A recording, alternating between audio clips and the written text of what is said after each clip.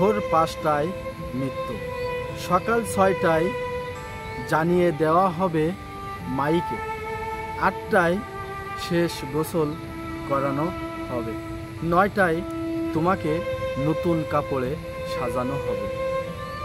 জোহরের নামাজের পরে তোমার ওই আলিশান বাড়ি থেকে বের করে নেওয়া হবে। 2টায় তোমার আজান ছাড়া নামাজ পড়ানো হবে। 2:30 তোমার মাটিতে দাফন করে দেওয়া হবে। মাটি দেওয়ার শেষে কেউ তোমার জন্য দোয়া করবে, আবার কেউ চলে যাবে।